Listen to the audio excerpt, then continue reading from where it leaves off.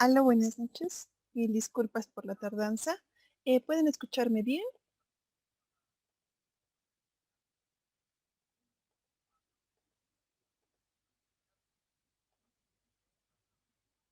Eh, ¿Pueden escucharme bien? ¿Ven la presentación?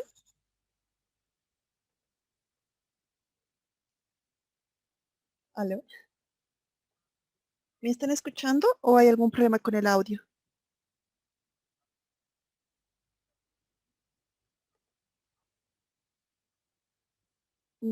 Disculpen, quisiera que me confirmen que me están escuchando y que se está compartiendo la pantalla. Mil perdones. Ok, perfecto. Muchas gracias. Muy bien. Entonces, ayer nos hemos quedado en la última parte de lo que es el tema de facturación virtual. Vamos un momento, vamos a volver a la oficina virtual.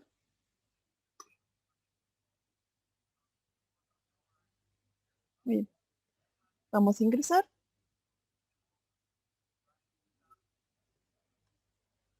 Vamos a poner esto. Vamos a poner acá el código CAPTCHA.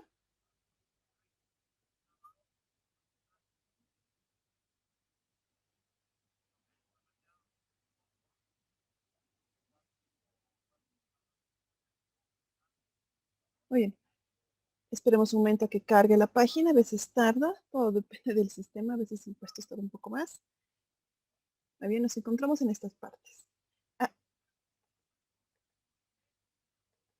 bueno, hasta acá, ¿han tenido, bueno, tienen alguna consulta, alguna pregunta adicional a la que ya me han planteado? Tal vez alguna duda que tengan.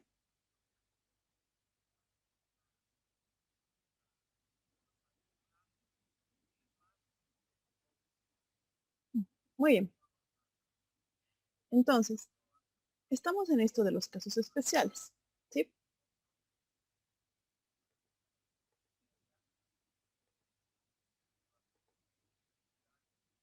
Bien. Como su nombre indica, es para mm, cosas específicas, como es esto de un uso de tamaño de papel extraordinario. ¿A qué se refiere con eso? Cuando ustedes realizan o evalúan o hacen mm, los documentos fiscales como es la factura o en la nota de débito crédito, que también ingresa dentro de este módulo de servicio de impuestos nacionales, hay,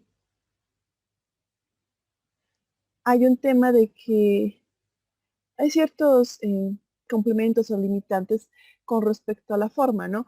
Si bien la presentación de la factura como tal se da o existe en un tipo de papel que corresponde de acuerdo a las características que nosotros requiramos o necesitemos, em, existe ciertos parámetros o ciertas, em, ¿cómo les puedo explicar?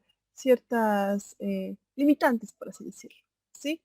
Entonces, cuando ustedes van a requerir un espacio adicional para poner algo específico dentro de su factura, es decir, que su factura no va adicionalmente a las características principales que tiene, requiere de algún tipo de especificación adicional, se requiere esta autorización.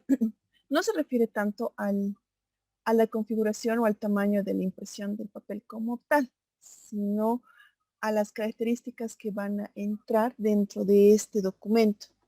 Entonces, cuando está hablando de un uso de tamaño extraordinario, se está refiriendo no al tamaño como tal o al tamaño físico que podríamos nosotros entender al momento de leer este tipo de caso especial, sino a las características adicionales que puedan requerir nuestras facturas.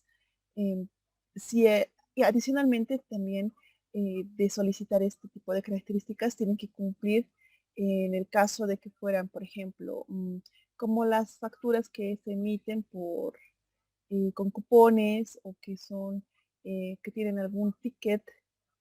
Ese ticket, si bien es no es parte conformante de la factura como tal, ¿no? Sino que va a ser retirado. Sí es parte del documento fiscal, tiene que recibir esa autorización antes de poder realizar eso. ¿Por qué? Porque si bien el sistema puede configurarse para que nosotros hagamos esa emisión directamente, nosotros no podemos arbitrariamente o de manera libre realizar esto. Entonces, es para eso que se pide esa actualización. Como ustedes verán, tiene un icono para la verificación, para finalizar el paso y para imprimir. En este caso lo vamos a dejar hasta ahí.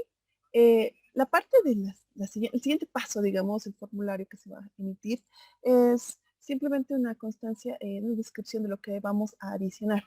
Entonces, una vez que pongamos finalizar paso, nos va a generar el número de orden como como en el caso de la factura que habíamos anulado, ¿no? Entonces, es la misma idea. Es para eso que tenemos esa opción de casos especiales. Ahora, con esto habríamos visto todas las opciones complementarias. Ahora, ¿a qué se refiere con la autorización a dependientes? Eh, es de la siguiente manera. Como ustedes sabrán, en la gestión 2019 se generó o se actualizó la versión de formulario que se manejaba para el 608. El formulario que hace el pago de lo que es si quieren, la retención del régimen complementario agrega al impuesto al valor agregado, el RCIVA. Entonces, para generar esta, esta planilla, no solamente se realiza en acá, en estas opciones, sino también en el CIAT, de debida alta y autorización para que esos dependientes tengan un código. Recordemos que a partir de la gestión 2019, el crédito fiscal, sí, el crédito fiscal acumulado por un dependiente no se pierde al cambiar de trabajo. Es decir, si nosotros hubiéramos presentado formulario 110, ya sea este año o gestiones anteriores, tenemos, la, tenemos el derecho a que esa consignación, ese importe por el crédito fiscal que hemos ido acumulando por las compras realizadas con nuestro carnet, no se pierda. ¿Y cómo validamos eso? Es decir, ¿cómo se va a generar esto? Pues una vez que las personas, ya sea porque una persona presente formulario 110 dentro de la institución o una de las personas que trabajan en la institución superen los 4 salarios mínimos, se va a tener que generar o activar un número de identificación para esos dependientes. Por eso acá habla de cargar planilla. Acá tenemos que seleccionar la planilla de acuerdo al formato especificado. Acá tenemos una explicación.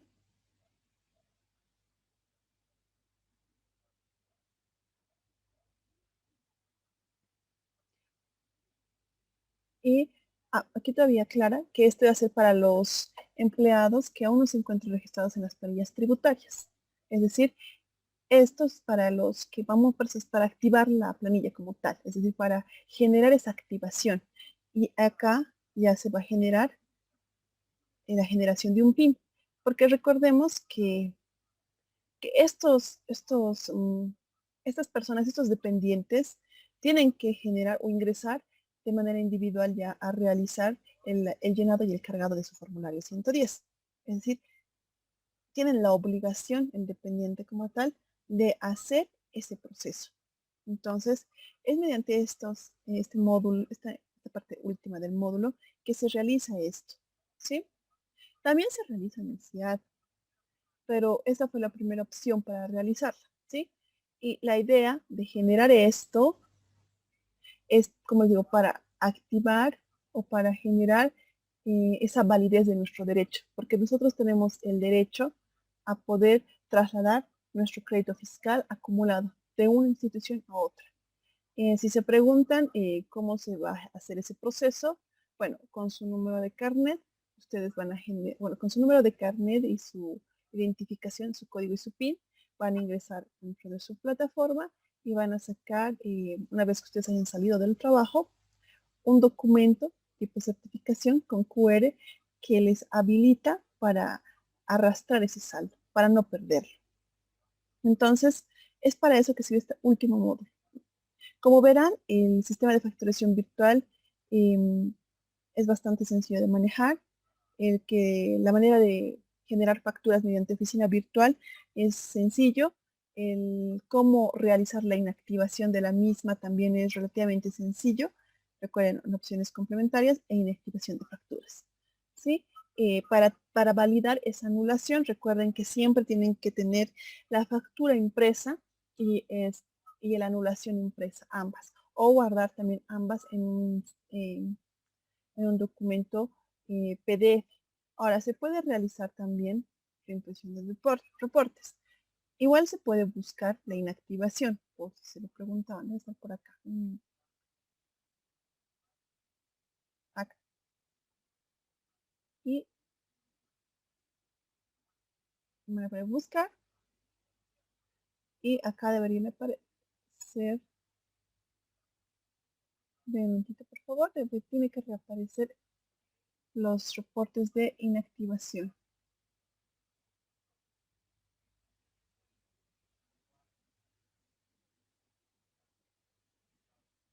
¿Hasta acá tienen alguna pregunta?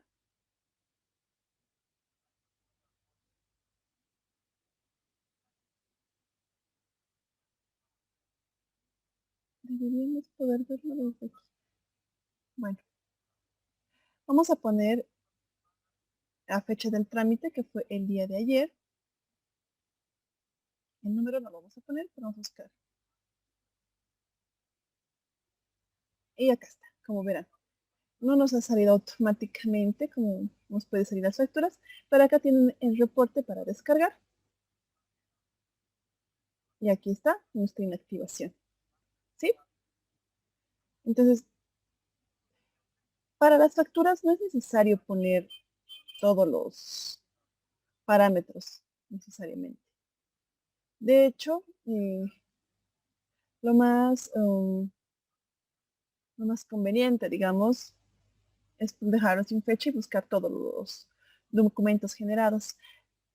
La teoría nos dice que deberíamos tener la misma posibilidad para el resto de las opciones, pero como habrán visto, para el resto de las opciones debemos escoger o bien la fecha o bien el número de trámite.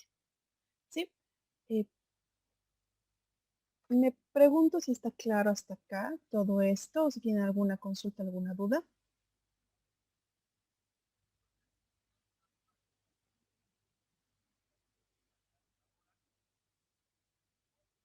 ¿Hay alguna pregunta tal vez? Denme un momentito, voy a buscar un documento para presentarles, para explicar básicamente todo lo que son los otros modos de modelos de facturación virtual. Ya lo tengo. ¿Alguna consulta hasta acá? ¿Alguna pregunta que tuvieran? ¿Alguna duda?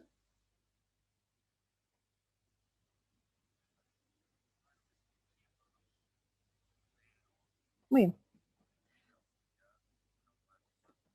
Ok. Entonces, perdonen, esto no es lo que estoy buscando. Muy bien. Muy bien. Entonces, tenemos esto. Para empezar, vamos a definir qué es una factura, ¿sí? Eh, como sabrán, una factura es un documento mercantil, un documento comercial, es el documento que va a sustentar una operación, ¿ya? De compra y venta. Como la definición lo dice, ¿no? Refleja toda la información de una operación, ¿sí? Este es un documento o mejor dicho, es el documento pivote, el documento fundamental, el documento con el que se valida la ejecución o el traspaso de un derecho o una obligación. ¿Sí? El mismo por definición, es un documento mercantil, ¿no? Que en su inicio, a pesar de que era un documento de cierto valor con una connotación legal, porque generaba o determinaba qué tipo de documento era qué tipo de transacciones, quiénes son las personas identificadas.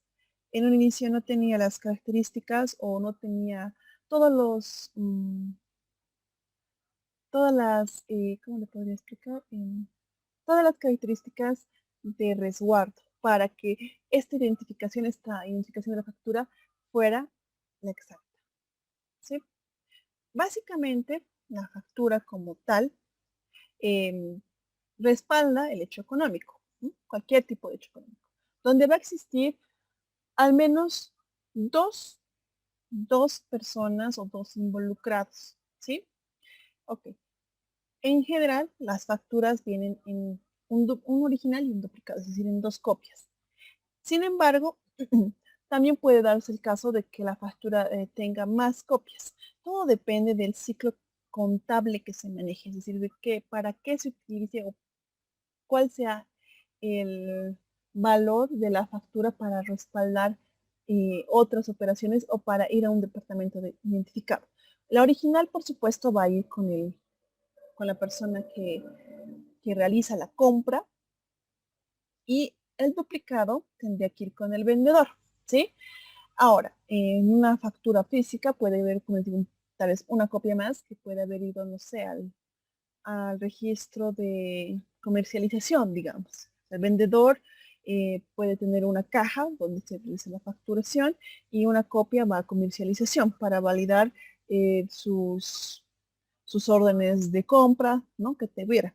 Entonces, todo depende del tipo de procedimiento o de flujograma que tenga, ¿sí?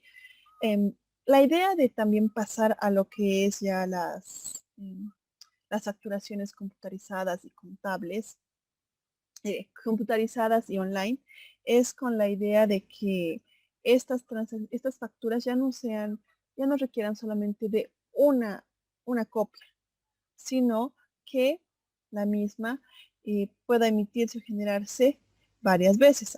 ¿A qué me refiero con eso? Que ya al ser un documento en PDF que está, si quieren, resguardado en la nube, la misma puede ser repetida varias veces, ¿sí? Por eso es que es tan importante que este tipo de facturas electrónicas o electrónica web, también hecho computarizada y electrónica web, eh, tengan o cuenten con todos los parámetros de seguridad tecnológicos que existen, es decir, pasando desde el número de autorización y el código de control, que son, el código de control es un código único que se va a generar para cada tipo de, para cada tipo de transacción, sino que también se va a generar un código QR. Ese código QR, como les he mostrado ya, es para mostrar o para tener una idea clara de qué es el documento, a quién le pertenece, a quién le ayuda, a quién no ayuda, digamos, ¿entienden? Entonces, al querer pasar o traspasar al modo de facturación virtual, esta idea del duplicado, del original, como que se va a ir perdiendo, ¿sí?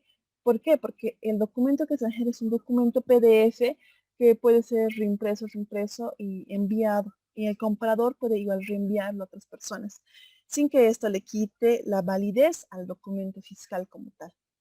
Entonces, la idea de la factura es que al tener a dos personas involucradas, un sujeto activo y un sujeto pasivo, dependiendo del tipo de enfoque que tengamos o de qué lugar nos encontremos, en el caso del vendedor, tiene un derecho a cobrar, pero tiene también una obligación que a otorgar y a dar el servicio o otorgar y proporcionar el producto. Entonces, si bien el vendedor tiene un derecho, también tiene una obligación. Y lo propio sucede con el comprador.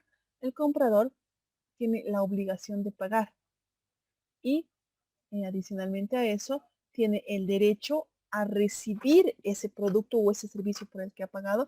Y este documento, la factura, es el documento válido para solicitar y exigir, pero no solamente por parte del comprador o por parte del vendedor. Ambas partes pueden exigir, ¿ya? Y esto, claro, va a los registros contables de cada institución. Ahora, pongámonos un poco en teoría, ¿no?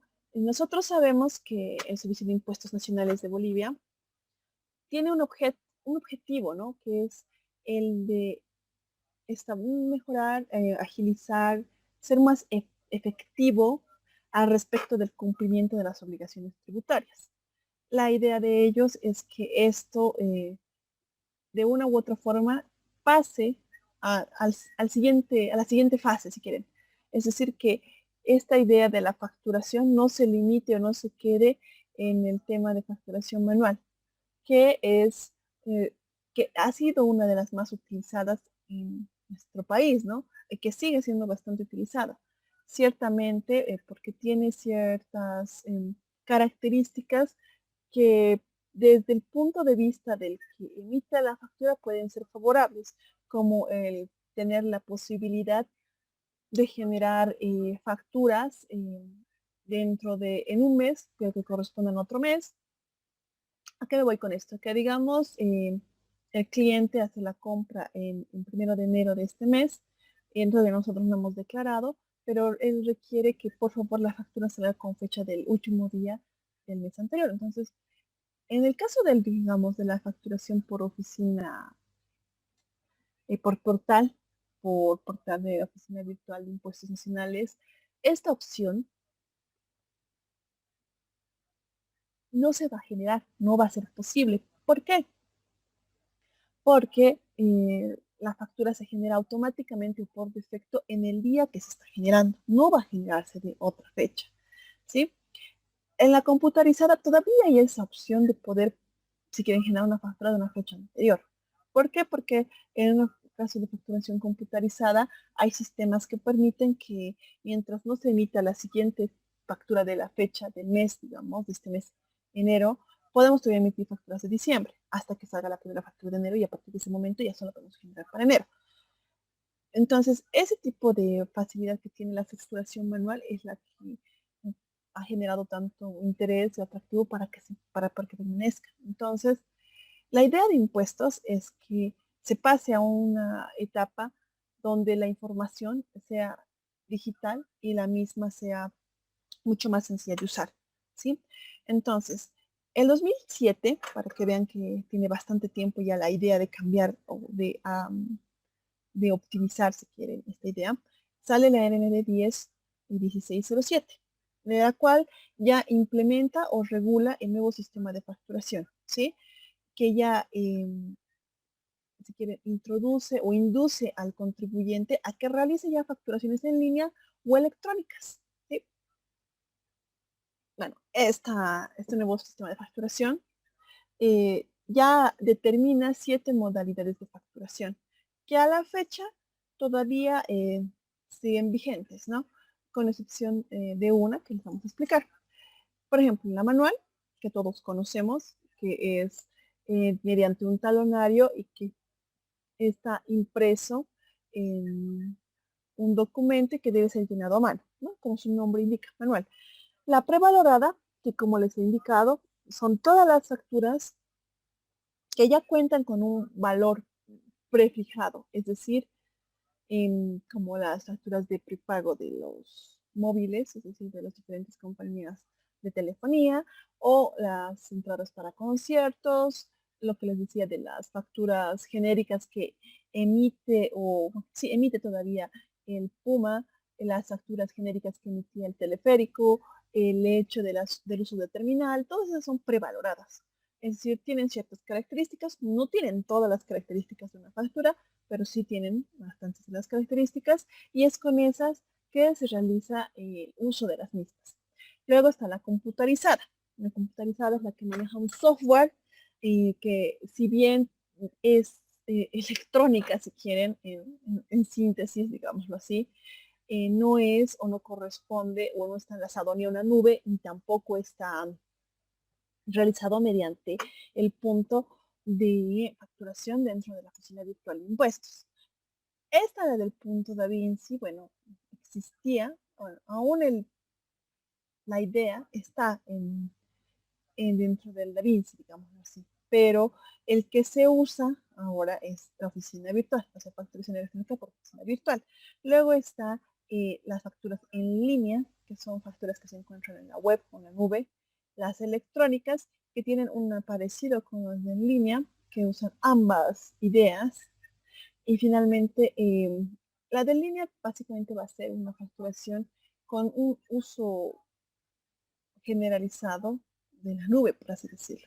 Y la electrónica va a usar una combinación de ambas y va a generar sus facturas con la identificación de electrónica, ¿sí?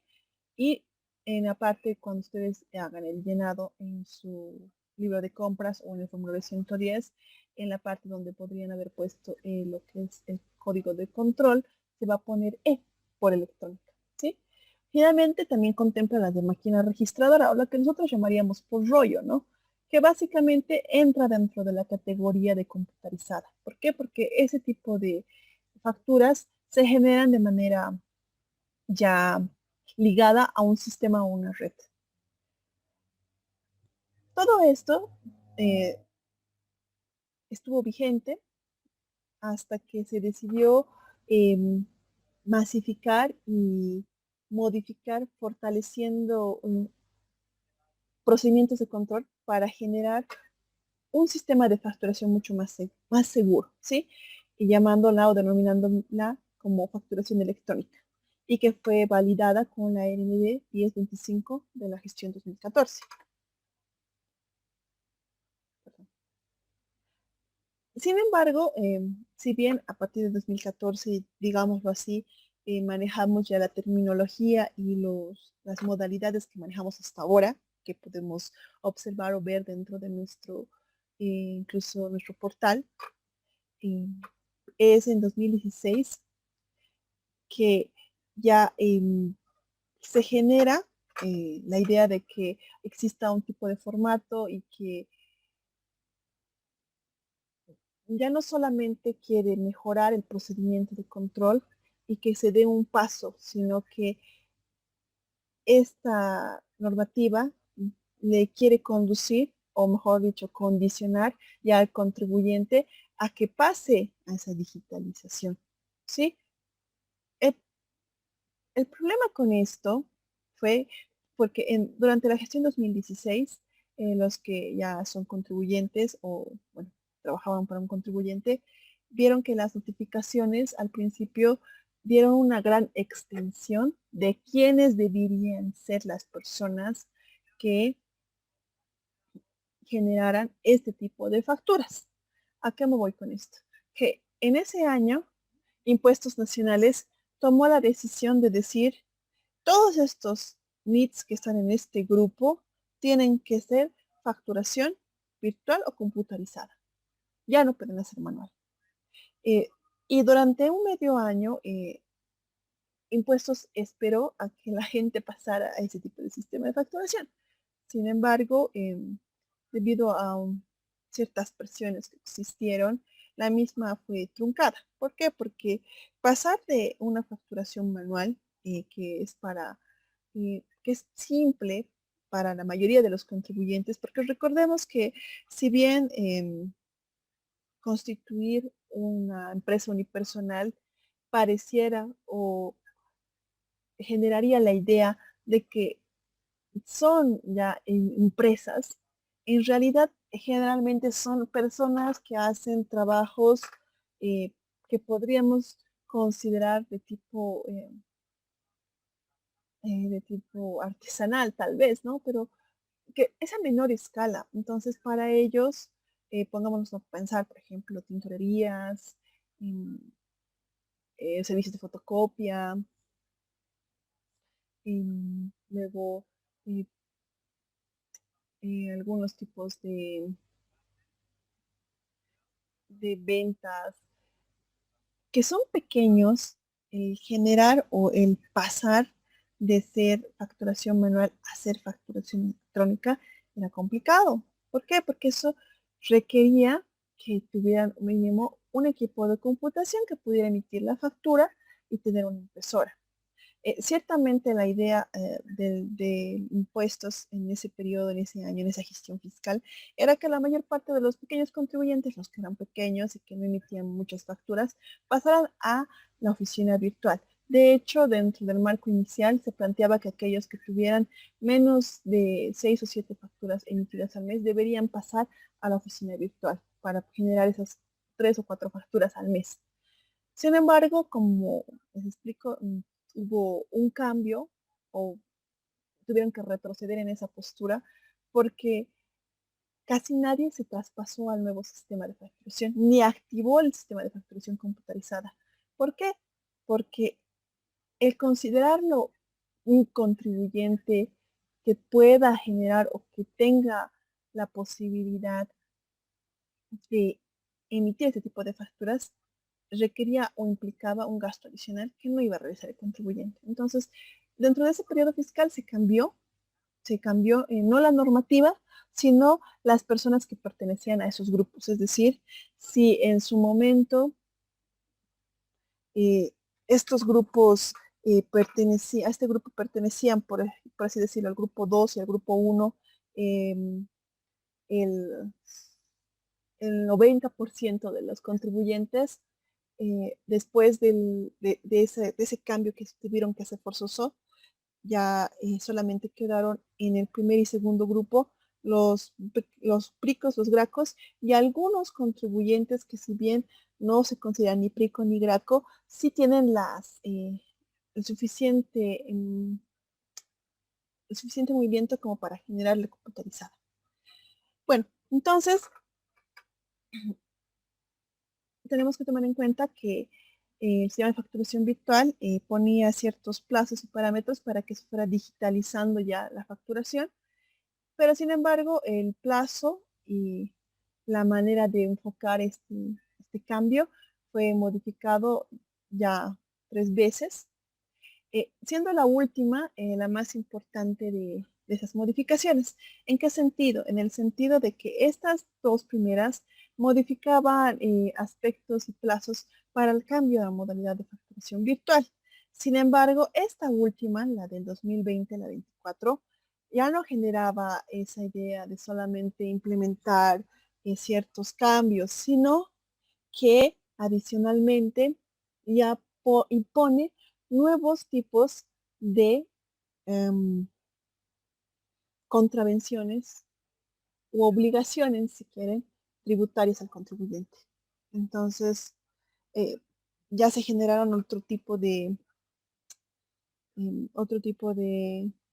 obligaciones. La más importante, digámoslo, um, es el que debido a la cuarentena hubo muchas facturas que nunca llegaron a su dependiente, o mejor dicho, a su comprador o a su destinatario final, a su cliente, sino que se procesó en un tiempo determinado y después de meses llegó. Entonces ponieron como parte de un incumplimiento que la factura, ya fuera físico o digital, de alguna forma tenía que llegar en un plazo determinado antes de cada declaración a su cliente. Entonces, es una manera de poco a poco coercionar para que igual se genere esa necesidad de emitir facturas electrónicas. De momento, si bien sí está en el objetivo directo de impuestos nacionales el querer que todos los contribuyentes nos pasemos al sistema de facturación virtual, de momento no ha logrado el objetivo, pese a que todas las circunstancias que se han tenido podrían haber generado esta, esta situación. Entonces, esto es con respecto a todo lo que son las modalidades de facturación. Quisiera saber si tienen alguna consulta, alguna pregunta al respecto.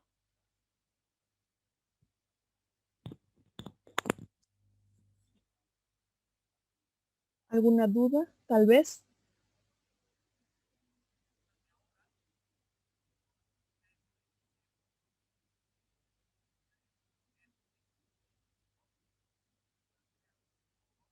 ¿Tienen alguna pregunta respecto de esto?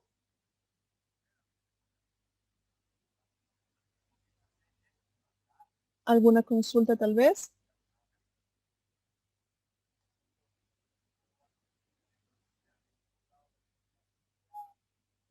¿No tienen ninguna duda, alguna consulta, pregunta, lo que fuere?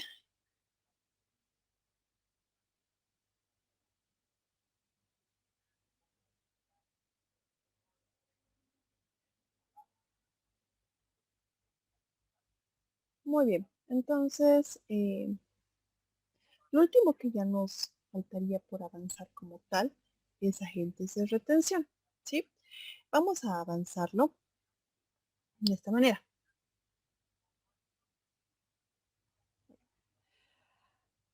Ah, los agentes de retención, como su nombre indica, son, contribuyentes que tienen la obligación de realizar retenciones. Ahora, hay una, hay una retención, si quieren, em, que es innata, o sea, que todos los contribuyentes del régimen general tienen, pero que no todos usan, ¿sí?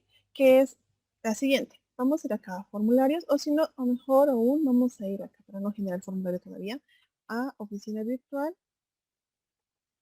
oficina de facturación virtual, eh, oficina virtual, servicio de impuestos nacionales. Vamos a ver primero cómo vamos a ver qué tipo de impuestos o qué tipo de retenciones tenemos que realizar como contribuyente, dónde tenemos que fijarnos para eso. Vamos acá a oficina virtual, vemos la parte de trámites tributarios, ingresamos aquí al padrón biométrico digital, vamos a poner acá el NIT, luego tenemos nuestro usuario,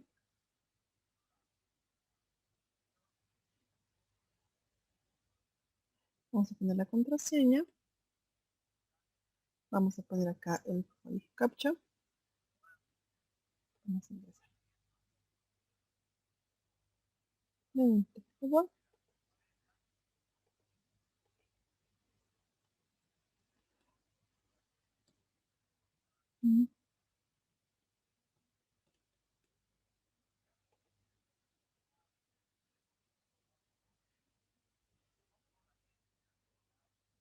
Ahora sí, perfecto. A veces no me permite entrar, no sé si es por la página o por el portal o una cuestión de esas. Bueno, entonces acá en la reposición del certificado de inscripción es donde vamos a ver qué, qué tipo de impuestos vamos a o estamos obligados a declarar. ¿Sí? Y adicionalmente ahí vamos a ver si somos o no eh, pasibles de hacer retenciones, es decir, que nosotros tengamos que hacer retenciones. Acá, como ven, está mi número de identificación, mi nombre, que está activo, la fecha de la inscripción, el mes que tengo que hacer el cierre o el corte, en mi domicilio fiscal, la actividad que yo tengo, la actividad principal. Luego tenemos la fecha principal, fecha de actividad principal y la actividad secundaria, que es esta. Y aquí están las obligaciones tributarias que yo debería tener, que yo debería realizar. La primera es obviamente el 200, luego el 400, el 500 y el 608, ¿sí? Que es el formulario donde se hace donde se hace el registro, o sea, es el pago, si quieren, del IVA, pero de nuestros dependientes. Como les digo, por defecto, todos los, eh, todos los todos los contribuyentes del régimen general cuentan con esa obligación, si quiere. Sin embargo, dependiendo el tipo de persona o el tipo de institución que se maneje, se va o no se va a declarar. Muy bien. En mi caso particular, yo no hago esa declaración. ¿Por qué? Porque no me corresponde realizarla. Sin embargo, si tuviera que hacer la declaración, está habilitada, como verán, eh, dentro de mi selección de formularios. Adicionalmente a esto, está en la versión número 4. ¿Por qué está en la versión número 4? Ustedes se percatan, tenemos versión 2, 3 y 4. La versión 2, que es del 500, la 3 y la que corresponde al 200 y 400, y hasta hace más o menos medio año, poco más de medio año, el 608 también estaba en la versión 3. De hecho, la versión 3 de este formulario se creó, se generó a partir de la NRD de 2019 que generaba la obligatoriedad de que el derecho de crédito fiscal traspasado se quedara o se mantuviera con el contribuyente o con el dependiente. Es decir, que no lo iba a perder. En ese momento se generó la versión 3. Sin embargo, el año pasado, con todos los sucesos que surgieron, se tuvo que actualizar en 608, generando adicionalmente a esto una, una pequeña deducción adicional donde ya se generaba, voy a mostrar para que lo tengamos claro, perdón, vamos a poner acá, luego lo vamos a eliminar para no tener problemas. Permitir, muy bien, vamos a actualizar, vamos a generar, y acá. Entonces, como verán, por defecto la parte de arriba ya se llena. Todos estos importes de acá, al contrario que en los otros formularios que por defecto se van a llenar, estos no se llenan por defecto. Estos se copian, si quieren, de su planilla tributaria, ¿sí? Y la razón por la que se tuvo que volver a actualizar este formulario es por esto, por la inclusión o la llegada de ese nuevo tipo o nuevo grupo de contribuyentes, ¿sí? Recordemos que parte de las modificaciones más importantes o parte de las actividades relevantes que realiza impuestos nacionales para fomentar y evitar la decepción o el falta de pago de sus contribuyentes fue el generar, disculpe, sus compañeros parece que no pueden entrar. No sé si es.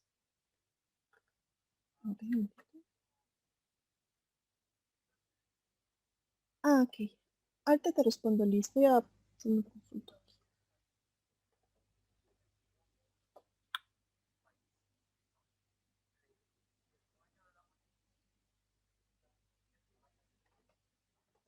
Ok. Bueno, lo que es cómo saber que tenemos que enviar el LCD. Bueno, el envío del LCD es parte de nuestras obligaciones formales, ¿sí? Parte de nuestros derechos y deberes formales. ¿A qué me voy con esto? Que eso, una vez que ustedes saquen su, su NIT, es parte inherente de cualquier tipo de contribuyente del régimen general, es decir, es parte de tus obligaciones, no es una cuestión opcional.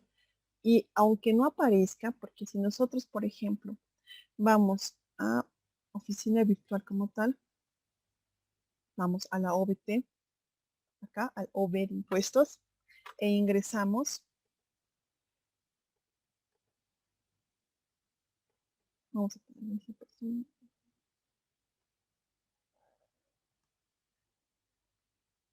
muy bien. Si nosotros ingresamos acá,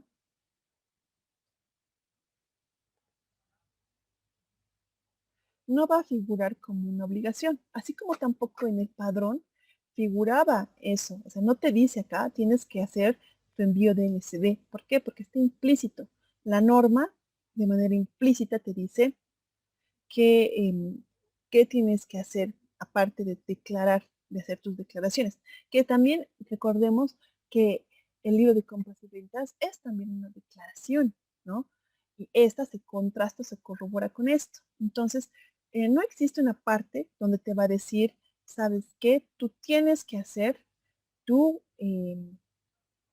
tu envío de LCD. Eso está implícito, ¿sí? Si no lo realizas o no lo haces, te va a llegar, perfecto, te va a llevar de manera automática a tu correo o te van a llamar finalmente, si es que no respondes al correo, que tienes que hacer el envío. Ahora, el envío es mensual para los Newton, como en este caso yo soy Newton, yo mensualmente tengo que hacer mi declaración, ¿sí no? Pero si fuera Newton específico, de momento, todavía los Newton específicos, los que no son de alquileres, van a generar de manera anual, ¿sí? Esto del Newton y Newton específico solo se puede ver en la oficina virtual, por ejemplo. Es decir, mejor dicho, se puede ver en la oficina virtual, en esta parte, donde nos dice Newton específico o Newton. Por ejemplo, si nosotros hacemos el cierre y vamos a entrar con otro contribuyente,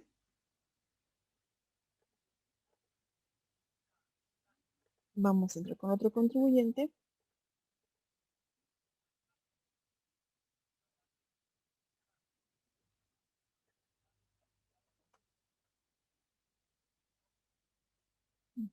Perfecto. Si vamos a hablar con otro contribuyente, entonces acá va a decir Newton específico. Este Newton específico, este cambio que le dan al Newton específico, es para que él mismo realice de manera anual. Ahora, la normativa ha cambiado, se ha actualizado y nos indica que los contribuyentes que corresponden o que emiten factura y que son de Newton específico, pero emiten factura de alquiler, específicamente las de alquiler, ya no va a ser mensual, sino va a ser, ya no va a ser anual, sino va a ser mensual como el régimen general, como cualquier otro Newton, ¿sí? Pero, por ejemplo, esa normativa que se ha actualizado solamente afecta al Newton específico que realiza alquileres. Y el envío del LCB va a ser como lo habíamos hecho en la primera semana, si no me equivoco, eh, que es solamente poner todos los detalles de las facturas y luego empaquetar y enviar. ¿Sí? ¿Está claro con eso la respuesta, Liz? ¿O tienes alguna duda al respecto?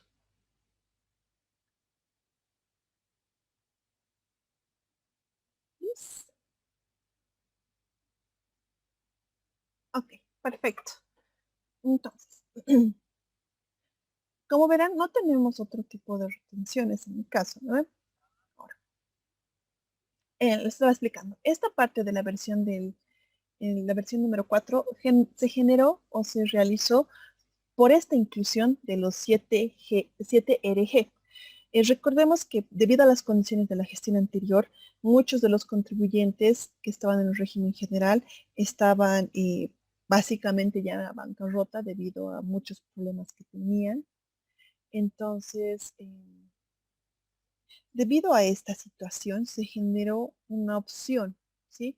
Les permitieron a los contribuyentes del régimen general que pudieran optar por realizar o por darse de alta como parte de un grupo que iba a pagar los impuestos, ya no iba a pagar, digamos, 200 y 400, sino un solo impuesto, si no me equivoco, era de manera trimestral este pago, y que eh, iba a ser por un porcentaje menor. Claro que para convertirte en 7RG tenías que presentar un plan de negocios y adicionalmente de hacer el plan de negocios, ¿no? Es decir, hacer desde la identificación de tu negocio hasta la proyección futura, tenías que en la parte de antecedentes especificar eh, las razones por las que tú deberías ser aceptado como parte de este grupo. Es decir, que no cualquiera podía ser habilitado. Y esa es la razón por la que se generó esto, este nuevo formulario. Ahora, se ha dado de alta y se ha dado de baja en todo este, en todo este periodo, digamos, entre lo que ha entrado el nuevo gobierno y demás, que primero se ha dicho que no, que ya no iba a valer estas normativas o estos incentivos, de momento están válidos, entonces están en un estado, si quieren, en un limbo, ¿no? Porque si bien se puede utilizar todavía, porque ya se han hecho los trámites, ya se ha hecho la operativa, eh, la sostenibilidad en el tiempo y el hecho de que esto no genera a la larga problemas tributarios y no está todavía saldado, ¿sí? Entonces, ese es el formulario. Ahora, ¿sí? Ok. Ustedes se preguntarán, bueno, aquí estoy generando, digamos, una declaración, pero no parece que existieran otro tipo de formularios. ¿Cómo puedo hacer como si yo tuviera que ser agente de retención. Recordemos que el agente de retención no solamente es el que retiene a sus dependientes con el 608, sino también aquel que hace la retención por bienes y servicios. Y esos se generan cuando nosotros hacemos cualquier compra y no tenemos el documento fiscal correspondiente. Podemos tener otro documento de respaldo. Puede ser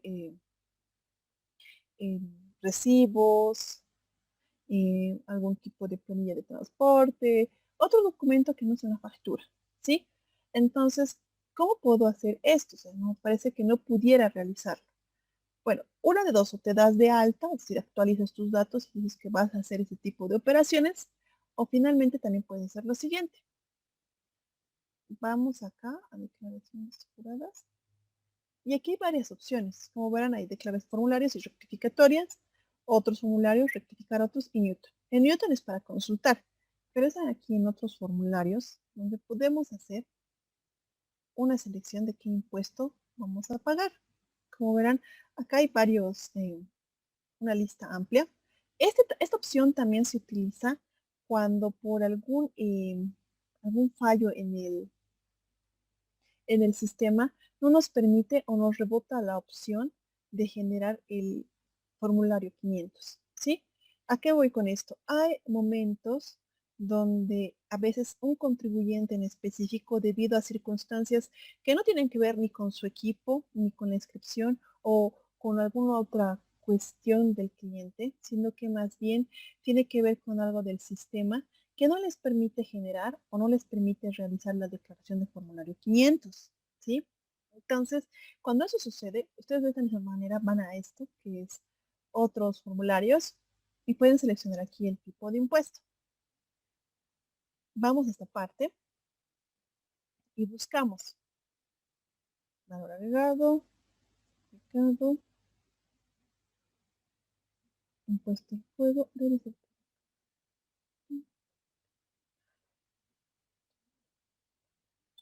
Aquí está.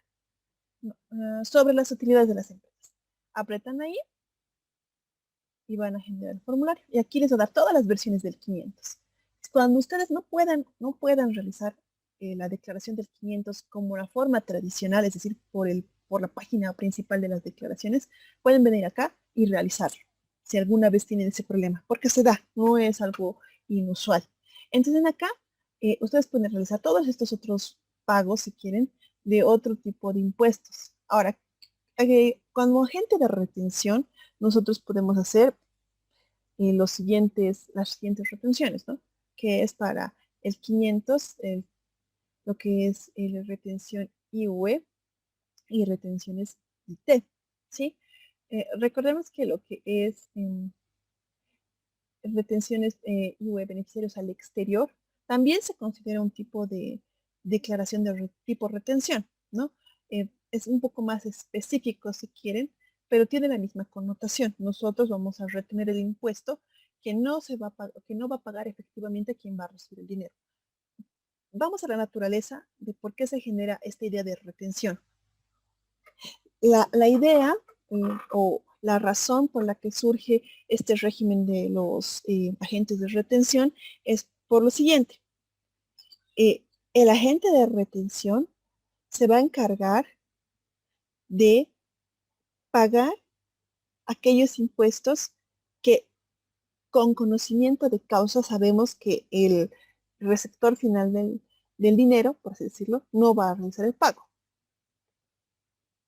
¿A qué me voy con esto?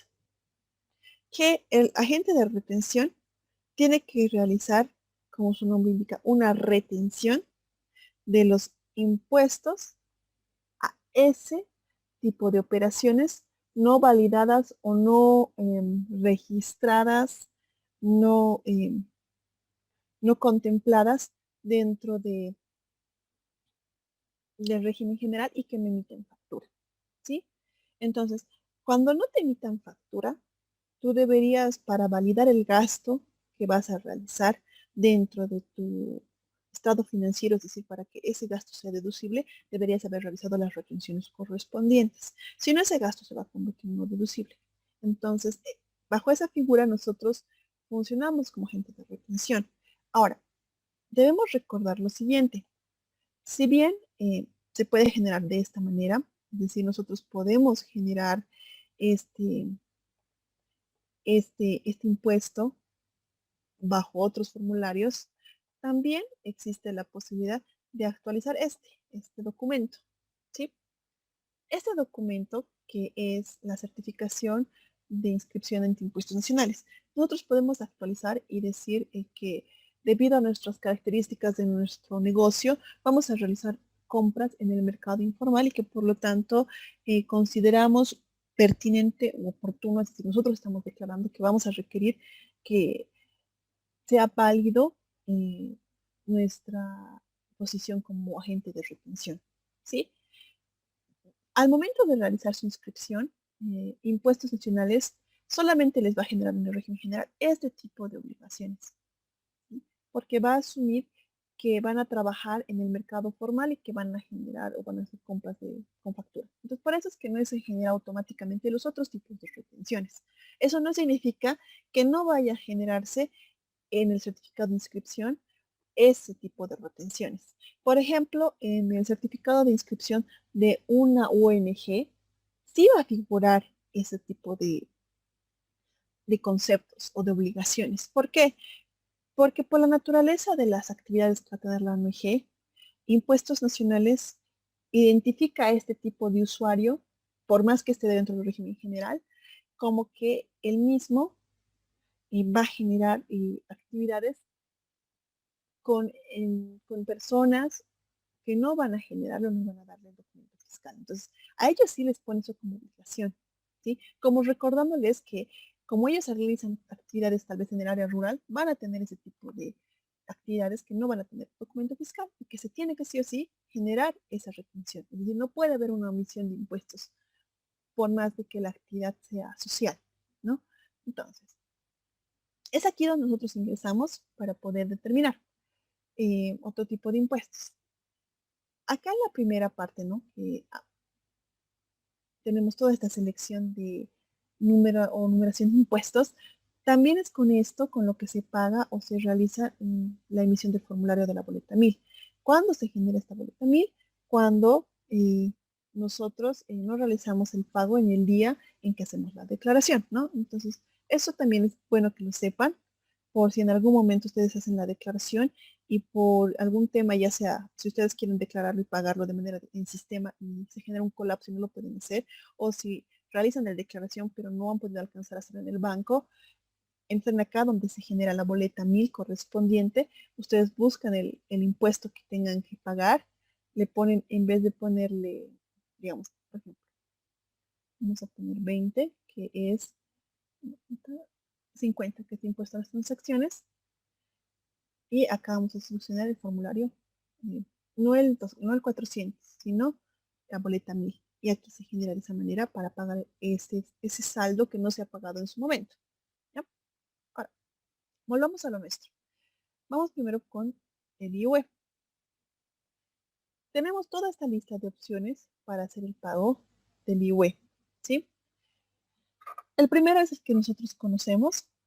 El de transportistas es uno específico que se maneja para el STI, si no me equivoco.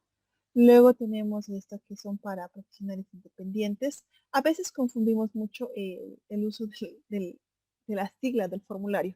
Recordemos que el 410 es retenciones IT, pero a veces por analogía o por una cuestión eh, de relación sencilla o digamos que liga nuestra mente, nosotros pensamos que el 510 es de retenciones IUE, pero no, es el 570. En este caso, tenemos acá, estos dos, que son los 530. Esta es la versión que se utiliza ahora. El cambio entre estos dos es eh, más en la presentación que en la forma, porque básicamente son los mismos datos, simplemente es un poco la extensión que se cambia y los datos adicionales que se pide. Y este es el primer tipo de retención que vamos a ver, digamos, el IUE beneficiarios al exterior. Luego tenemos los IUEs, pero de actividades parcialmente realizadas en el exterior y en el país. Es decir, que tenemos de esto de beneficiarios al exterior diferentes modalidades o versiones dependiendo de cómo se haya generado o se esté realizando esta actividad. Esto de beneficios al exterior se genera cuando nosotros contratamos a una persona o una empresa externa para que realice una actividad o un servicio o nos proporcione un producto, un servicio y este realice el trabajo o él mismo sea extranjero. La idea de utilizar el 530 IUE beneficiarios al exterior específicamente se liga a aquellos donde el pago va a ser remitido totalmente a, al exterior, es decir, a otro país, y donde el producto en sí mismo y el trabajo en sí mismo haya sido realizado desde ese país. Es decir, que de una forma u otra el total del dinero o el producto en sí mismo no va a haberse realizado en nuestras fronteras, ¿sí? Ese es sencillo de aplicar en el sentido de que se toma el 12.5 sobre como base presunta para sacar el impuesto. Adicionalmente a eso hay que tener en cuenta que para tomar o para tener un beneficio al exterior, la persona tiene que literalmente estar fuera de nuestro país, de nuestras fronteras. Luego tenemos estas que son parcialmente realizadas en el país.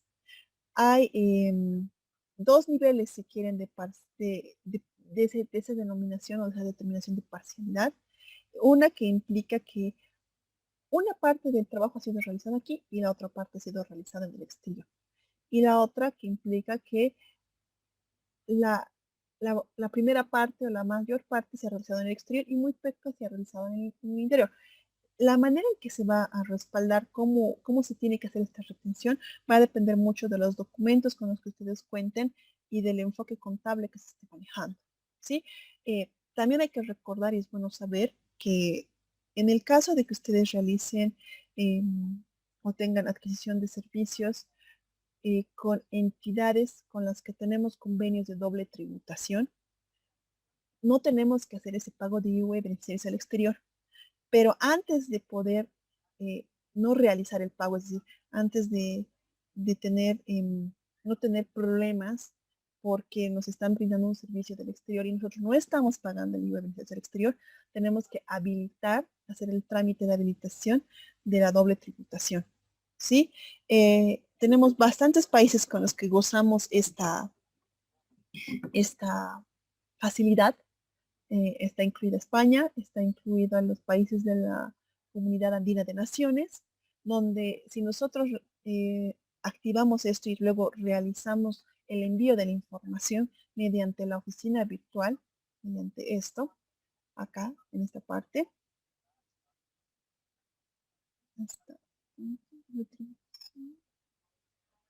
Acá tiene que aparecer esto.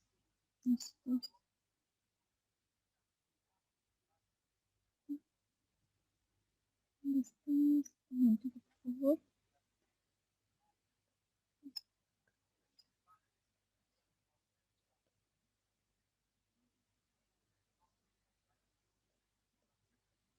No, no, debería estar acá.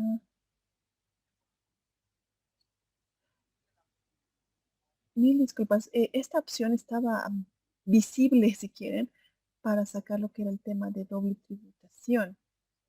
¿Por qué? Porque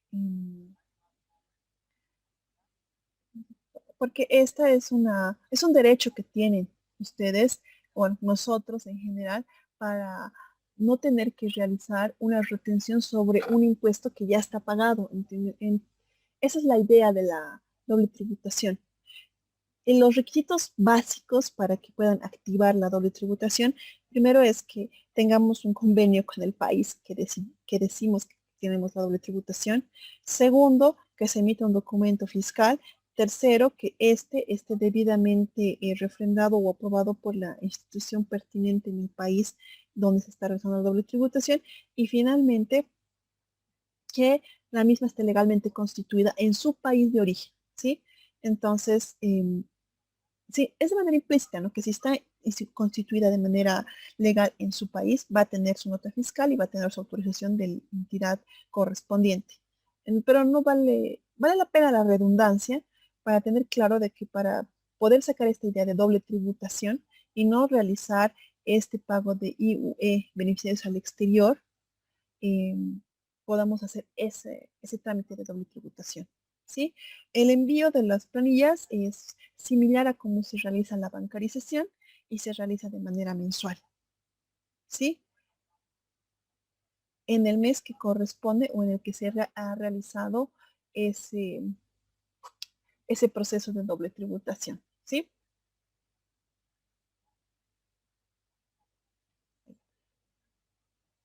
Ahora, acá está. Y este es el IOE retenciones el común, si quieren, que nosotros tenemos o que nosotros realizamos cuando realizamos, el que nosotros utilizamos cuando realizamos compras sin factura, ¿sí? Y que va a variar dependiendo el tipo de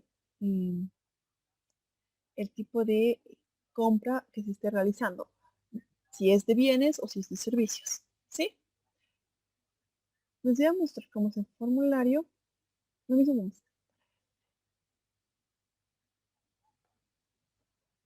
Bien. Como ustedes verán, en este formulario se va a generar acá y ustedes ponen aquí los importes y de manera automática se va a generar los importes. Al contrario que el 608 no genera casi ningún importe de manera automática y es pasar a copiar los importes de la planilla tributaria. Vamos a cerrar esto y vamos a eliminar esto. Muy bien. Ahora, este es para, como verán, se ha declarado, se ha generado la declaración sin que nosotros tengamos esa barra de opción en nuestra página o en nuestra opción principal de declaraciones juradas. Ahora vamos a hacer lo propio con acá está. Vamos a hacer lo mismo con el régimen complementario de valor agregado, teniendo en cuenta que el 608 no es el único, no es la única retención que se realiza, sino también el 604. Y el 604, ¿cuándo se utiliza? El 608 se utiliza para dependientes, es decir, para personas que de una forma u otra dependen totalmente de nosotros y vamos a generar su EPC IVA. Pero el 604 es para retener a ciertas actividades y que son independientes a nosotros. ¿Sí? Generalmente este NSIVA retenciones se utiliza para los casos que tenemos pago de alquiler sin factura. ¿Sí? Ya no se utiliza, si quieren, el formulario 570 y el 410, sino se utiliza el 410 y el 604. ¿Sí? Ahora, vamos a ver el siguiente formulario que es, y es este, que es el de transacciones. Acá tenemos nuestras variantes y el que utilizamos para 410 retenciones es este. El formulario de IT retenciones, al contrario que el de IUE, no se genera de manera automática los importes, sino que hay que realizar cálculos, ¿sí? Entonces, esta es la manera en que pueden generar ese tipo de formularios. ¿Tienen alguna pregunta hasta aquí? ¿Sí? ¿Cómo se utiliza y para qué se utiliza y cuándo se utiliza? Ah, la de rectificatoria, la de acá. De un minutito. Esta. La rectificatoria se utiliza cuando ustedes han cometido un error al momento de llenar su formulario. Por ejemplo, en acá solo les va a aparecer estas opciones. ¿sí? Y no les va a aparecer los otros para rectificar, ¿sí? Entonces, ustedes ponen el formulario y ponen el número de orden, ¿sí? Recordamos que todos los formularios, vamos a ver, tienen un número de orden. Ahora, al momento de hacer una rectificatoria hay que tener claro una cosa, una situación muy clara. Si la rectificación es a favor de impuestos nacionales, pueden hacer la rectificación en cualquier momento, ¿sí? Y esa va a ser válida. En cambio, cualquier tipo de rectificación que sea a favor del contribuyente, antes de poder realizarse o que sea válida esa rectificación, tiene que pasar por un proceso de aprobación por parte de impuestos nacionales, ¿sí? Si ustedes han cometido cualquier error o omisión en el momento de llenar sus formularios, está bien, pueden rectificar, pero al momento de hacer la rectificación, tienen que tener claro que las rectificaciones que sean a favor del contribuyente, es decir, a favor de ustedes, no van a ser válidas a no ser que estén, a no ser que estén debidamente aprobadas por impuestos nacionales. En el caso de que sea a favor de impuestos, no hay problema. Ustedes pueden nomás determinar ese, si quieren esa rectificatoria y no van a tener ningún problema.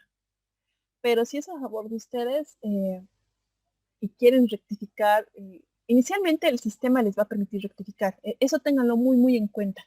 El sistema no les va a hacer ningún problema en general en la rectificación de un mes o cualquier otro mes, ¿sí? Lo que sí va a suceder es que al momento que ustedes realizan o quieran realizar otra rectificatoria, ahí sí les va a saltar la alarma de impuestos y no les va a permitir realizar esa rectificatoria y les va a solicitar que realicen un proceso ante ellos como una especie de fiscalización de esos periodos para validar ese importe. Entonces, para rectificar lo que necesitamos es un número de orden. Pueden rectificar también, puede que no se hayan equivocado en llenar, sino simplemente en poner el pago. Entonces no hay problema en eso. Pero en caso de que no fuera eso, a tener en cuenta. Digamos, seleccionar el formulario, en este caso era un 200, si no me equivoco. De, era de diciembre, ponen el mes, el periodo fiscal que van a rectificar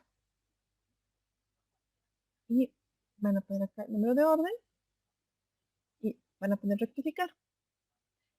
Si no tienen el número de orden, no les va a salir la columna. Y aquí les van a poner cómo tenían que haber sido los datos. Ahorita está llenado ya y ustedes van a rectificar el importe que estaba mal. Es decir, cuál de estos estaba mal. Y dónde va a figurar la parte de rectificatoria. Desde acá, datos básicos de la declaración que se rectifica. Número de relación administrativa. Esto les va a salir en el caso de que tengan que hacer, como les digo, a favor de ustedes. El formulario, la versión y el número de orden. Y ustedes llenan los cambios que sean necesarios y ya se genera la rectificación. Yo voy a poner salir, no tengo que rectificar y voy a apretar cancelar, ¿sí? También puede suceder que se equivoquen al momento de hacer el llenado del 500. A veces sin querer, como no se llena de manera automática la parte del pago, pueden haber puesto cero, o sea, declarado cero, y se puede rectificar de esta manera. Mm, ¿está claro esa partecita de la rectificatoria? Sí. Otra consulta. Dígame. Cuando estábamos trabajando los formularios, Sí. ¿por si acaso no tendrá usted algún compendio o algún link de la diferencia de los mismos? Se refiere a Sí, tener un formato. un compendio de los formularios para qué se utilizan, porque Sí, como he sí. visto varios, ¿verdad? Sí, Entonces no sí. sé si usted podría proporcionar un compendio o alguna información de los mismos. Sí, déjeme ver. Creo que ya lo había subido, pero por si acaso veremos. Porque es esto. Estaba colgado hasta hace unos 2 años esto en la página de impuestos, eran como unos libros, así les denominaban. Y acá venían, digamos, todos los tipos de regímenes especiales, se llamaban. Y allí estaban parte de los impuestos adicionales. Entonces, era un compendio de las RNDs, pero ordenada por tipo de proceso. Creo que se los he puesto en el Classroom, si no ahorita lo verificamos y se los subo, no hay problema. Lo malo es que no están todos juntos, sino que hay que buscar en los diferentes libros, los tipos de formularios, pero sí están. Eso es lo único negativo, digamos. Pero déme un momentito, lo corroboraré, veré que sí está y lo vemos. Sí, por favor, que nos sirve de referencia también, Sí, pese a que no esté ordenado, pues igual sirve, ¿no? exactamente. Hasta ahora no quiero entrar al Classroom. Un momentito, vamos a volver a cerrar, vamos a volver a abrir y vamos a ingresar. No, sí, señor. Aquí está, perfecto. A ver, revisaremos en esta parte de materiales adicionales, debería estar. Trabajo en clase. Yo les recomiendo que siempre vean el tablón y luego el trabajo en clase, porque en el tablón se ve de manera cronológica lo que se ha subido, pero en el trabajo en clase se ve de manera más ordenada, digamos. Esto es de la semana 2, esto es de la semana 1, y aquí está el material adicional. Veremos si lo he publicado ahí, si no lo voy a subir ahí para que lo tengan. Como les digo, estaba en un momento en, aquí está, ¿ven? Son los libros, toditos los libros. El 1, el 2, el 3, el 4 y el 5.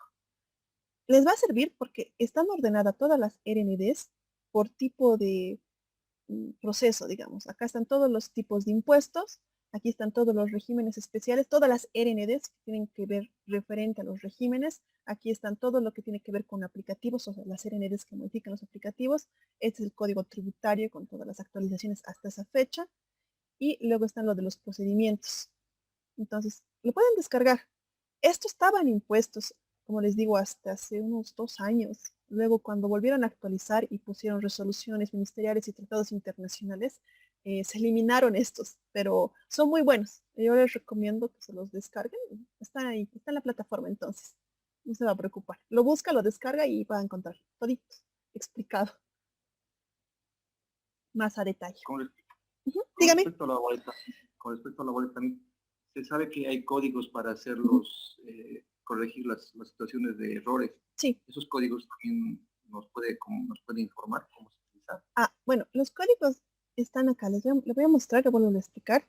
Y es de esta manera. Usted, digamos, selecciona, primero hay que seleccionar el tipo de impuesto y aquí le dice qué tipo de impuesto tiene, qué código.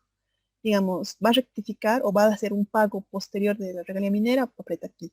19 impuesto a los juegos. Entonces acá está por el número por tipo de impuesto, si quiere.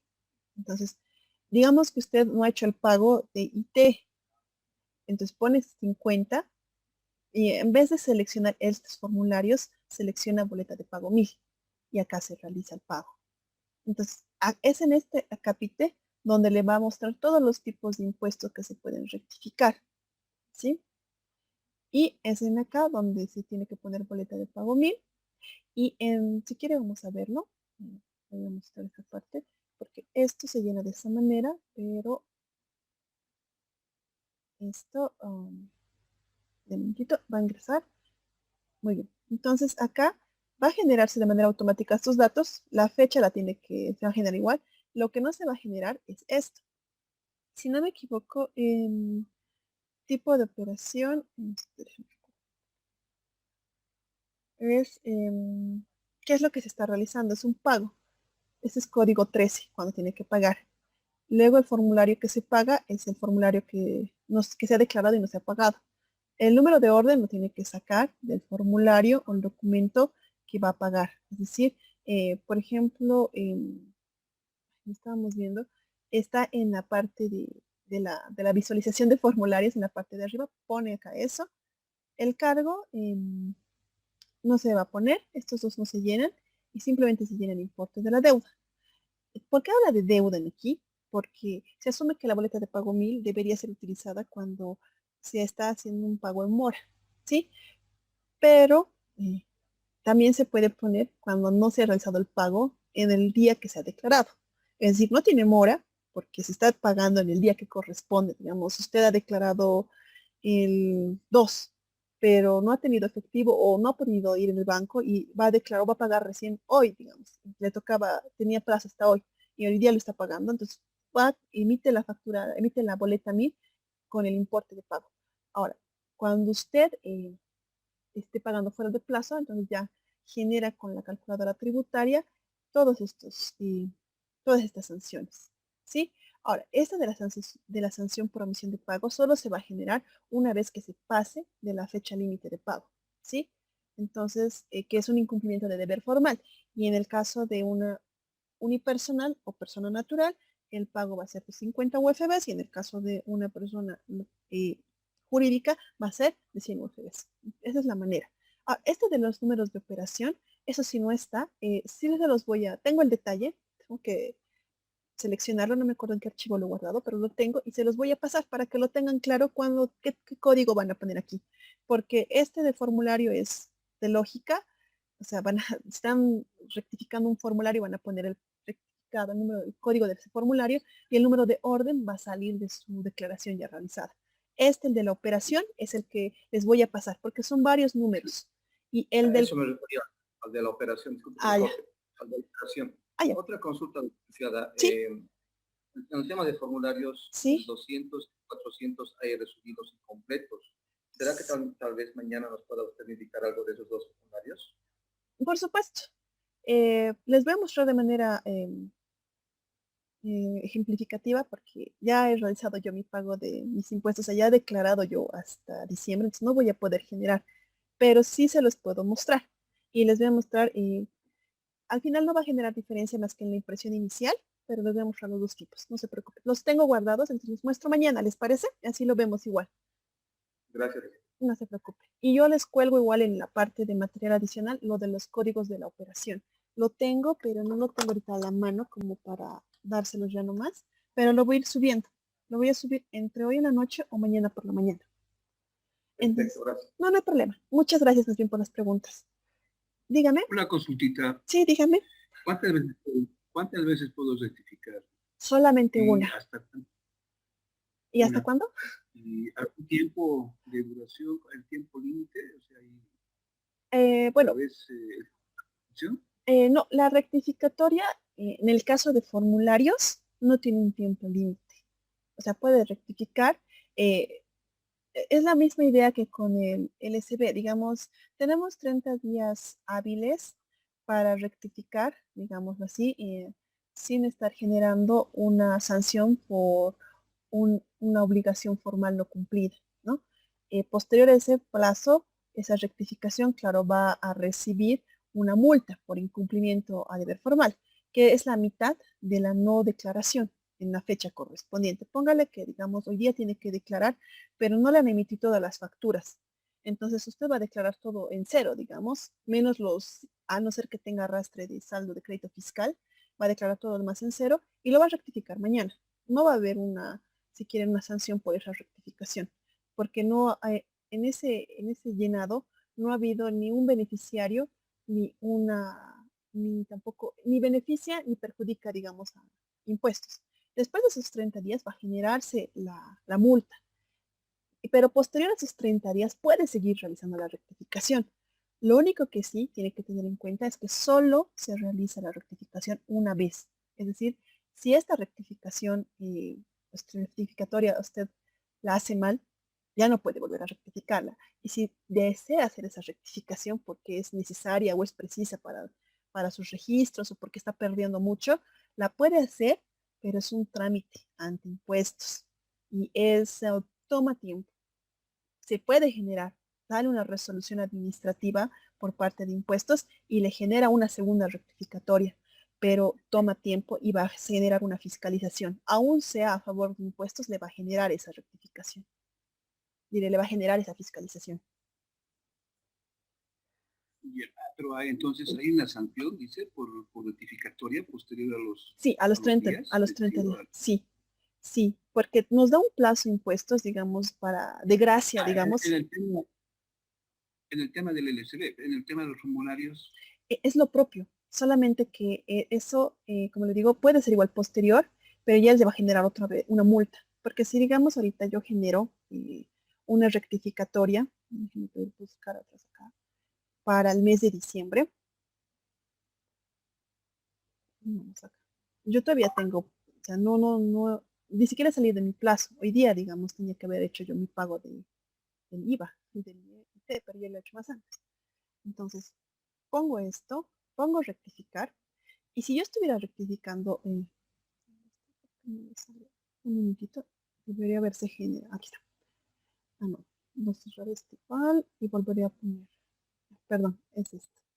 Como verán, si no pongo el impuesto correspondiente o el formulario correspondiente, no me va a generar la rectificatoria. Ese número de orden me pertenece a este. En esta parte de acá, si usted rectifica fuera de los 30 días que tenía, digamos, después de la fecha de declaración, en esta parte de acá, le va a salir una multa en aquí, en esta parte.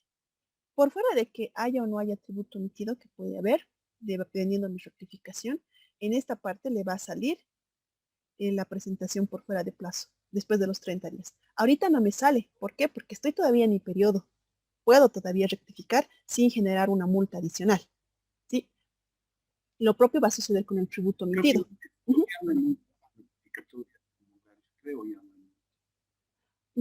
Voy a revisar eso, porque tenía entendido que todavía había una multa, pero en cualquier caso, le daré una revisada, mil disculpas. Tenía entendido que todavía sí había multa por rectificatoria, pero lo revisaré por favor. En todo caso, si hubiera esa multa, se generaría automáticamente aquí. Lo propio sucede cuando usted hace una declaración fuera de plazo. No necesita o no se llena esto, sino que automáticamente el sistema le va a botar toda esta información por haber hecho la declaración fuera del plazo establecido. Okay. Entonces, solamente una vez por una vez, solo una vez. Uh -huh. Bien, muchas gracias, señor usted, por la pregunta. Entonces, ¿les parece si dejamos aquí por hoy? Mañana ya vemos cómo es el llenado de ambos formularios, tanto in extenso como extenso, y vemos igual casos específicos para cada tipo de retención. Ahorita ya sabemos cómo se hacen los tipos de retención y cómo se puede generar el formulario, porque no está dentro de nuestras opciones básicas, como habrán visto, sino que tienen que entrar a otros formularios para generar esas boletas. No se pueden generar de manera automática. Y, entonces, eso sería por hoy. El plazo, sí. El plazo para método específico para el LSB anual de la gestión 2020 es este mes, ¿no? Sí, exactamente. Empieza, si no me equivoco, el 25 de enero sí, 25 de enero para dígitos en cero y va así día por día hasta febrero. No recuerdo ahorita el día exacto en febrero, pero creo que es 8 o 9 de febrero. Y ya se empieza. Sí. No, a usted las gracias.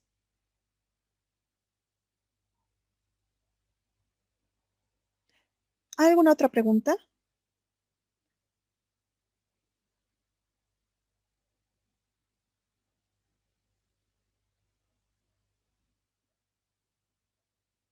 Bien. Entonces, si no hay ninguna otra pregunta, entonces mañana nos vemos. Por favor, sus nombres al grupo de WhatsApp y nos vemos el día de mañana a la misma hora.